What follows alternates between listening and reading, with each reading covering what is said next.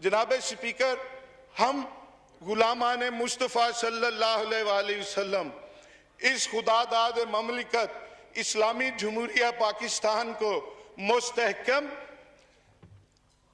तरक्की याफ्ता और 22 करोड़ अवाम को खुशहाल देखना चाहते हैं।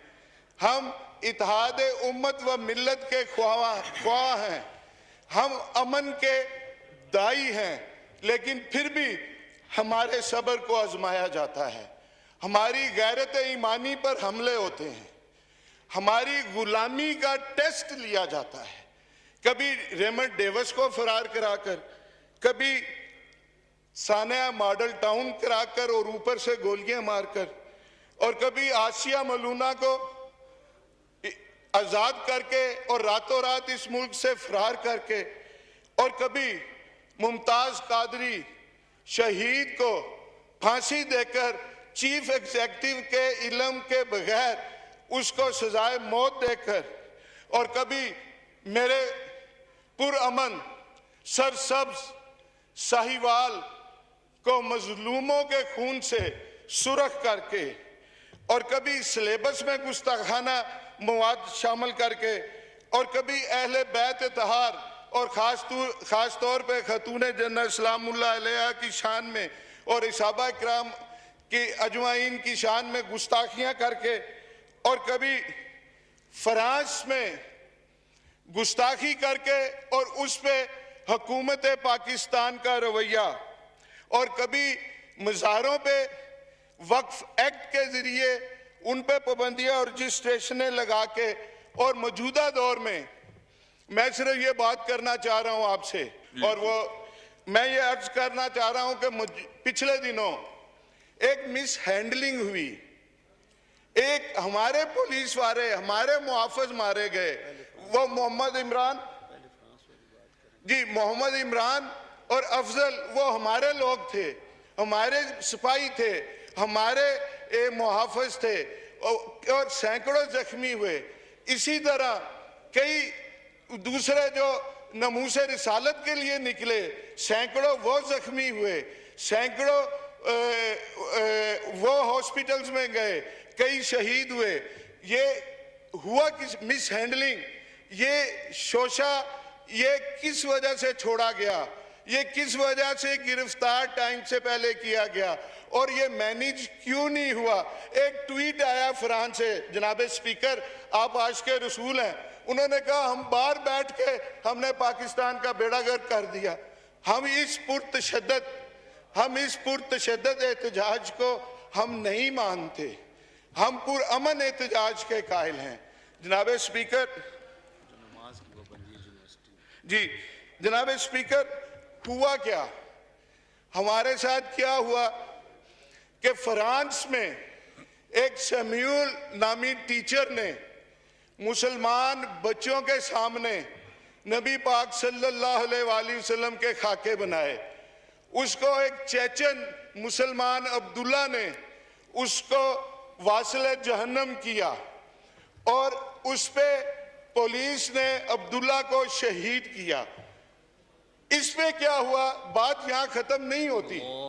जुम्मे का दिन है तो मुख्तसर करेंगे, मैं 3 लोग और बताऊंगा ताकि वो बात कर सके। मैं हल की तरफ जी, मैं अर्ज ये कर रहा था जनाब स्पीकर कि उसके सदर ने, हुकूमत फ्रांस ने उस मलून को, शातमे रसूल सल्लल्लाहु अलैहि वसल्लम को पूरे इबादत के साथ, प्रोटोकॉल के साथ, गार्ड ऑफ ऑनर के साथ उसको दफनाया। उसको फ्रांस का आला तरीन सिविल अवार्ड दिया गया, और पूरा हफ्ता, बल्कि अब तक सरकारी बिल्डिंग्स पर वो खाके, वो लटक, सरकारी तौर पर गुस्ताखी की जा रही है, नामूसे रिसालत सल्लल्लाहु अलैहि वसल्लम पे हमले हो रहे हैं। मेरी आपसे ये गुजारिश है, मैं हल की तरफ आता हूँ। मेरी आपसे ये गुजारिश है, फ्रांस से सफारती ताल्लुकात ख़त्म किए जाएं। अच्छा, सफ़ीर को मुल्क बदर किया जाए। इस पे बहुत सारी बातें हैं कि हम नहीं कर सकते। फ्रांस को अगर निकाला, जर्मनी साथ जाएगा, यूरोपियन यूनियन हो जाएगी, NGOs आ जाएंगी, इंसानी हकूक़ के चैंपियंस आ जाएंगे।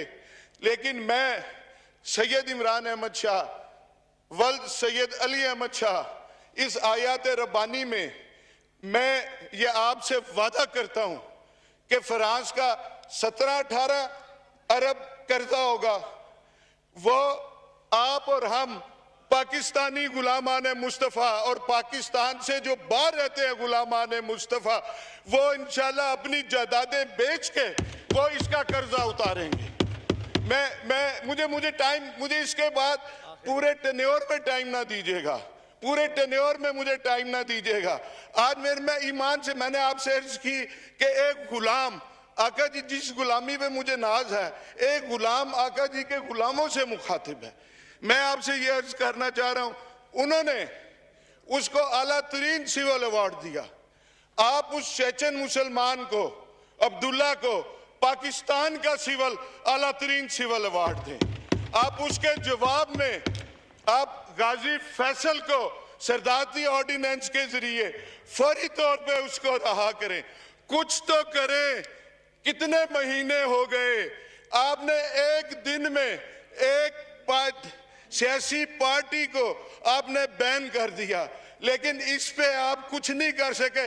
मैं यकीन से कहता हूं, मैं ये भी यकीन से कहता हूं स्पीकर साहब, आप भी सारी रात जागते होंगे, अली मोहम्मद भी नहीं सो सकता होगा कि जी के वो गुस्ताखी करने वाले रहमतुल्लिल आलमीन खातिमुन नबीयीन पूरी जहानों के लिए जिन्हें रहमत बना के भेजा गया, उस पे गुस्ताखी करने वाले, सरकारी तौर पे हुकूमती तौर पे गुस्ताखी करने वाले, उनका सफीर इस पार्लियामेंट से, इस पार्लियामेंट लॉजी से, एनक्लेव से चंद सौ गज फासले पे सफीर आराम की नींद सोता है।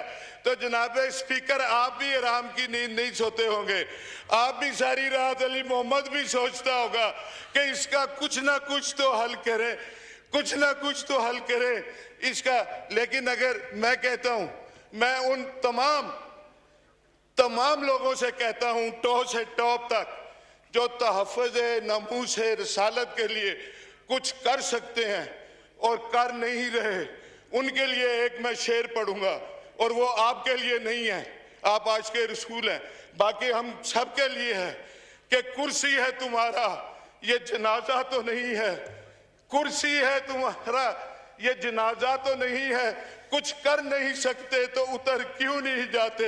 हम तहफ़्फ़ुज़ नमूस रिसालत के लिए अगर कुछ नहीं कर सकते अपने ओहदों पे रहने का, हमें कोई हक नहीं। थैंक यू जी, थैंक यू। मैं एक बात जी अवाम के लिए, मैं अवाम के लिए एक जी मैं हल बताना चाह रहा हूं। मैं जी, एक तो इंटीरियर मिनिस्टर साहब आए और इसकी मुश्तरका पार्लिमानी कमेटी बने कि जो ये वाक़यात हुए, ये टीएलपी बनी कहाँ से, इस्तेमाल कहाँ से हुई, कैसे हुआ, ये सारा होना चाहिए। दूसरा, मैं एक आपके नाते, आपके तवस्सुत से आलम इस्लाम को, मैं आलम इस्लाम को कहना चाहता हूँ, और 22 करोड़ मैं मुसलमानों को, गुलामान मुस्तफ़ा को कहना चाहता हूँ। मेरे से बात नहीं हो पा रही जनाब स्पीकर। मैं आपकी बात समझ गया जो आप कहना चाहते हैं। नहीं, आप सुन ले मैं मेरी ये बात कि गुस्ताखी स्कैंडिनेविया में होती है, गुस्ताखी फ्रांस में होती है, गुस्ताखी अमेरिका में होती है। हम इधर एहतजाज करते हैं, अपनी अमलाक का नुकसान करते हैं, हम अपने बंदे मारते हैं, हम अपने वो चिंची रिक्शा कल परसों किसी का जला, उस गरीब का क्या कसूर था। हमें पुरतशद्दद एहतजाज नहीं करना, हमें पुरअमन एहतजाज करना है। और करना क्या है ये मैं अवाम को बता रहा हूँ, मुस्लिम अम्मा के आगे हाथ बांध के ये अपील कर रहा हूँ। गुस्ताखी उधर हो, इधर ये क्या करें कि अपने बच्चों में से या अपने बहन भाइयों में से एक बच्चे का अहद कर लें कि इसको कुरान की तालीम देंगे, इसको हाफिज़ कुरान बनाएंगे, इसको दीन मोहम्मदी की तालीम देंगे, आलमे दीन बनाएंगे। और अपनी इस बात की मेरी सिर्फ 3 minute, just 3 minute total time है जी, अभी टाइम खत्म हो जाएगा। मेरी बात प्लीज जी, प्लीज सुन ले। मैं अपनी इस बात की करने के लिए एक बगदाद शरीफ का एक मैं हकायत में सुना देता हूँ, अपनी इस बात की तकरीर के हम आलम दीन बना के किस तरह गुस्ताखियाँ रोक सकते हैं। हम ऐसे रोक सकते हैं कि बगदाद शरीफ था, मेरे गौसल वरा का शहर था, उधर सख्त सर्दी थी, तूफानी बारिशें थी, एक ज़ईफ नबीना बाबा जी फजर की नमाज मस्जिद में बाजुबात पढ़ना चाह रहे थे।